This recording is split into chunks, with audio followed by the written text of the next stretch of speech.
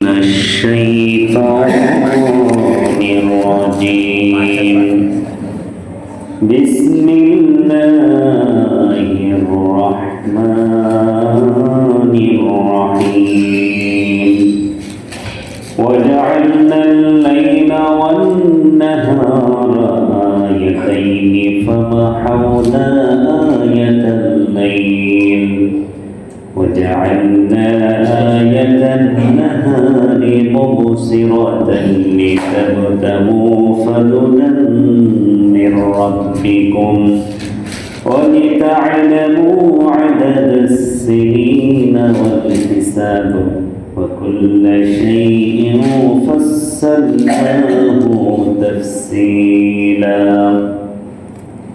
رب اشرح لي صدري ويسر لي أمري واحلل عقدة من لساني يفقهوا قولي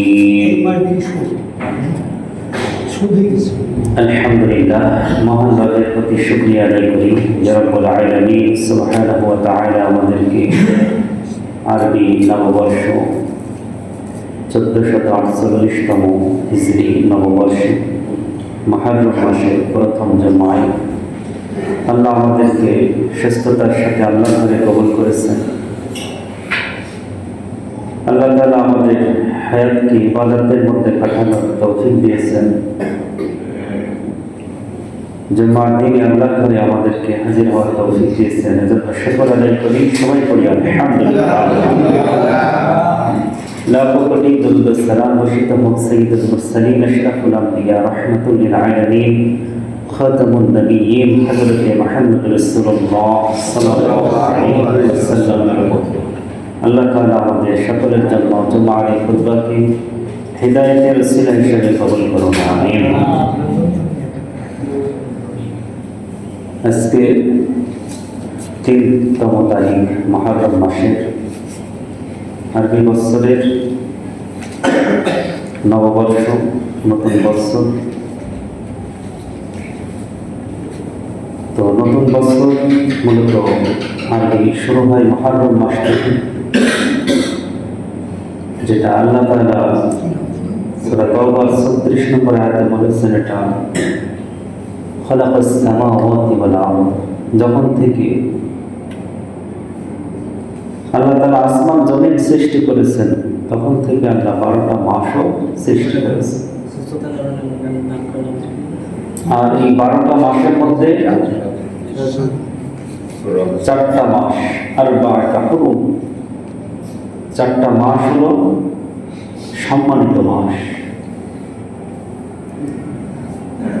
সেই সম্মানিত 4টা মাস হলো যেটা গত হয়েছে 2 মাস, জিলকদ, জিলহজ, আর এগুলো মুহররম, আর একটা হলো রজব, শাবান মাসের আগের মাস রজব মাস। তো এই 4 মাস পৃথিবীর শুরু থেকেই সব মানুষ এই 4 মাসকে সম্মান করত, এটা সম্মানিত মাস। ইসলামের আগে কাফেররাও এই 4 মাসের সম্মান তারা যুদ্ধ বিগ্রহকে তারা বন্ধ করে দিত, যেটা সম্মানিত মাস, এই মাসে ঝগড়া করা যাবে না। তারা অন্য বিধান না মানলেও এই মাসকে সম্মান দিত। এই মাসের সম্মানে নিজেদের দলাদলি, কলহ কন্দল এগুলোকে তারা ধৈর্যের সাথে এটা থামিয়ে দিত, থেমে থাকতে, বিরত থাকতে। দেখা গেছে যুদ্ধ চলতেই আছে, নিজেদের মধ্যে একটা তাদের যুদ্ধ হতো গোত্র গোত্র, এক গোত্র আর এক গোত্র দ্বন্দ্ব যুদ্ধ। কিন্তু যখনই চাঁদ উদয় হতো, এই সম্মানিত মাস আগমন করত, সাথে সাথে তাদের সেই কন্দলকে তারা থামিয়ে দিত। যদিও তারা জাহিলি যুগের মানুষ ছিল, যদিও তারা বর্বর জাতি ছিল, তারপরেও এই মাসকে তারা সম্মান দিয়েছিল। আর আমরা ইসলামের অনেক বিধান মানি, কিন্তু এই মাসের প্রতি সম্মান এটা আমরা এখনো হয়তো জানিও না, আর জানলেও সেটা মানার চেষ্টাও করি না। যে মাসকে একটা সম্মান দিতে হবে, যেটা সম্মানিত মাস। আমাকে কিছু বিষয় বিরত থাকতে হবে। তো নতুন বছর আসলে, বিশেষ করে মুহররম মাস আসলে রাসূল সাল্লাল্লাহু আলাইহি ওয়াসাল্লাম বলেছেন যে মুহররম মাসে আল্লাহ তাআলা বহু জাতিকে ক্ষমা করেছে, বহু মানুষ তওবা করেছে, তাদের তওবাকে এই মাসে গ্রহণ করা হয়েছে, কবুল করা হয়েছে। অতএব তোমরা বেশি বেশি আল্লাহর কাছে ইস্তেগফার পাঠ করো। এই মাসে বেশি বেশি আল্লাহর কাছে ক্ষমা চাওয়া। বহু জাতি ক্ষমাপ্রাপ্ত হয়েছে, বহু ব্যক্তি নবী এই মাসে ক্ষমা পেয়েছে। এই জন্য এই মাস যেহেতু হাদিসে আসছে, এটা সিয়াম ইয়াউম আশুরা, তোমরা আশুরা রোজা রাখো। শাহরুল্লাহিল মুহররম, যে রমাদানের পরে সিয়াম ইয়াউম বা'দা রমাদান শাহরুল্লাহিল মুহররম, রমাদানের রোজার পরে ফজিলাতপূর্ণ আফজালুস সিয়াম, ফজিলাতপূর্ণ রোজা হলো মুহররম মাসের রোজা। মুহররম মাসকে আল্লাহ তাআলা শাহরুল্লাহ, আল্লাহর মাস বলা হয়েছে। তো আল্লাহর মাস সেহেতু এই মাসে রোজা রাখা, বিশেষ করে আশুরার দিনে রোজা। 10 মুহররমকে বলা হয় ইয়াউমুল আশুরা, যেই দিনে বহু ঘটনা অতীতে ঘটেছে এবং ভবিষ্যতেও ঘটবে। বহু ঐতিহ্যময় এবং ইতিহাসময় একটি দিন হলো এই আশুরার দিন। এজন্য সেই মাসে আমরা এখন বর্তমান পদার্পণ করেছি। এজন্য আমাদেরকে এই মাসের গুরুত্ব সম্পর্কে জেনে নেওয়া জরুরি এবং সেই অনুযায়ী আমল করাও জরুরি। তার এই মাস চাঁদের হিসাবে আল্লাহ তাআলা নির্ধারণ করেছে,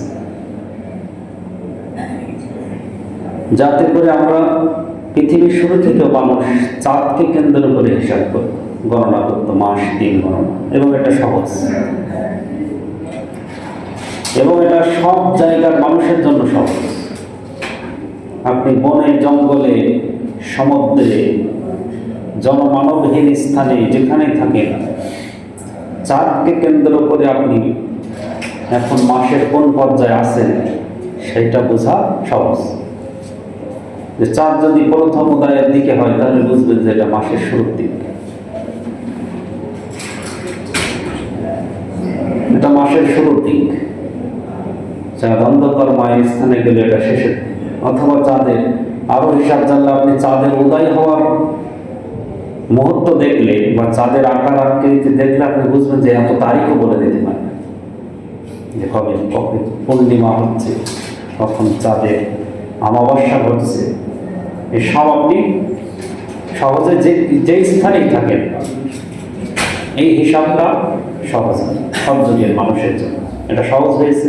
অতীতেও এই চাঁদকে কেন্দ্র করেই মানুষ হিসাব গণনা করে আসছে। এই জন্য আল্লাহ তাআলা ইসলামী শরীয়তের বিধিবিধানও চাঁদকে কেন্দ্র করেই নির্ধারণ করেছে। সুবহানাল্লাহ, চাঁদের হিসাব করেই মানুষ যে গণনা মাস আল্লাহ তাআলা দিয়েছেন, রমাদান মাস আগমন করে, হজ্জের মাস আগমন করে, এই সবগুলো এই চাঁদকে কেন্দ্র করে। এবং এই চাঁদের ব্যাপারে রাসূল সাল্লাল্লাহু আলাইহি সাল্লামকে মানুষেরা প্রশ্ন করেছে বিভিন্ন বিষয়ে। রাসূল সাল্লাল্লাহু আলাইহি সাল্লাম যেহেতু কোনো স্কুল কলেজে বা কোনো জায়গায় লেখাপড়া করেন, এজন্য তাকে বিভ্রান্ত করার জন্য মানুষরা প্রশ্ন করত, যাতে ছোট করে দেওয়া যায়, ঠকানো যায়। বলতেন যে চাঁদ কি জিনিস বলেন তো, চাঁদ কি, চাঁদ সম্পর্কে আপনি বলেন। আল্লাহ তাআলা সূরা বাকারার 189 নম্বর আয়াতে আল্লাহ তাআলা বলেছেন, ইয়াসআলুনাকা আনিল আইল্লা কুল হিয়া মাওয়াকিতু লিন-নাসি ওয়াল হজ্জ। কাফেররা আপনাকে চাঁদ সম্পর্কে প্রশ্ন করছে, আপনি বলে দিন ওটা হলো মাওয়াকিতু লিন-নাস, মানুষদের জন্য তার কর্মের হিসাব, এবং হজ, হজ্জের হিসাব। রক্ত হলো চাঁদ। তাহলে চাঁদ হলো মানুষের কর্মের হিসাব, রক্ষক, এবং হজ্জের, বিশেষ করে বলে হজ, হজ্জেরও হিসাব রক্ষক। যে কখন হজ্জের মাস আগমন করবে সেটা চাঁদ বলে দেবে। কখন মানুষ কাজকর্ম করবে, যখন সৌর, আর একটা হিসাব আছে কি, সৌর, সূর্যের। এ ব্যাপারে আল্লাহ তাআলা সূরা বনী ইসরাঈলের 12 নম্বর আয়াতে বলেছেন, ওয়াজআলনাল লাইলা ওয়ান নাহারা আয়াতাইন, আমি রাত এবং দিনকে সৃষ্টি করেছি দুইটি নিদর্শন হিসাবে। فمحونا آية الليل وجعلنا آية النهار مبصرا, আমি রাতকে করেছি অপসারিত এবং দিনকে করেছি প্রকাশিত। লিতাবলাগু ফাদলান মির রাব্বিকুম ওয়া লিতা'লামু আদাদাস সিনিনা ওয়াল হিসাব, যাতে করে মানুষেরা ফাদলান মির রাব্বিকুম, তার রবের অনুগ্রহ বুঝতে পারে, অনুসন্ধান করতে পারে। ওয়া লিতা'লামু, এবং জেনে নিতে পারে আদাদাস সিনিন, বছরের হিসাবগুলো, ওয়াল হিসাব, এবং মাসের হিসাব। বছর এবং মাসের হিসাব যাতে মানুষ জানতে পারে, বুঝতে পারে, এজন্যই আমি চাঁদ এবং সূর্যকে, দিন এবং রাতকে আমি সৃষ্টি করেছি। সুবহানাল্লাহ। তাহলে এখানে আল্লাহ তাআলা বলছেন রাতকে আল্লাহ তাআলা করেছেন অপসারিত, অনুগামী করে দিয়েছেন রাত এবং দিন। ওয়াজআলনাল লাইলা ওয়ান নাহার, রাত এবং দিন অনুগামী। এরা আল্লাহর বিধান অনুযায়ী আসে, নিয়ম মেনে চলে, হঠাৎ রাত হয়ে যাবে না, আবার মাঝরাতে হঠাৎ দিন হয়ে যাবে না। এটা নিয়ম অনুযায়ী দিন আসবে, আবার নিয়ম অনুযায়ী রাত আসবে। এটা অনুগামী হয়ে চলে, আল্লাহর হুকুম মেনে চলে, ব্যতিক্রম হবে না। আর এর মধ্যে আল্লাহ কি রেখেছেন, আয়াতাইন, দুইটা নিদর্শন, দুইটা নিদর্শন রেখে দিয়েছেন। যে নিদর্শনগুলো তারাই দেখতে পাবে যারা ফাদলান মির রাব্বিকুম, যারা তাদের রবের অনুগ্রহ তালাশ করে, যারা তার রবের অনুগ্রহগুলো বুঝতে চেষ্টা করে, যে আমার রব আমার জন্য কি কি নিদর্শন রেখে দিয়েছে, আমার জন্য কোন কোন নিয়ামত রেখে দিয়েছেন। এই যারা অনুসন্ধান করে তাদের জন্য এই রাত আর দিনের মধ্যে অনেক অগণিত নিদর্শন আল্লাহ রেখে দিয়েছে। যারা গভীরভাবে চিন্তা ভাবনা করবে তারা আরো বেশি আল্লাহর প্রতি মনোনিবেশ হবে, আল্লাহর ইবাদতের প্রতি তারা আরো বেশি আগ্রহ প্রকাশ করে। রাতকে আল্লাহ তাআলা অপসারিত করে রেখেছেন, আর দিনকে রেখেছেন প্রকাশ্যমান, মুবসিরা, দৃশ্যমান। তাহলে দিন এমন একটা নিয়ামত আল্লাহ, যা আমরা আল্লাহর অনেক অনুগ্রহগুলো দেখতে পাই। আর রাত হলো